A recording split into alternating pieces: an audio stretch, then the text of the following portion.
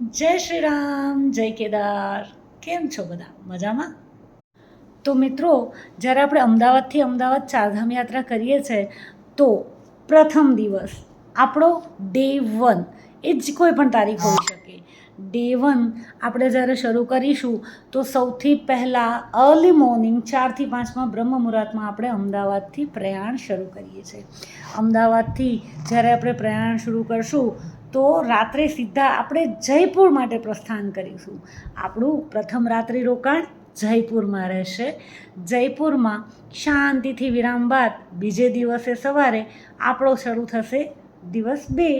બીજા દિવસે વહેલી સવારે જયપુરથી સુંદર તૈયાર થઈ અને આપણે આપણી આગળની યાત્રા પ્રયાણ કરીશું ઋષિકેશ માટે. બીજા દિવસે સાંજે આપણે પહોંચવાનું છે ઋષિકેશ. આગળના વિડીયોમાં આપણે જાણીશું કે આપણે દિવસ 3, 4 અને 5 કેવી રીતે સ્પેન્ડ કરવાના છીએ. તો સ્ટે ટ્યુન.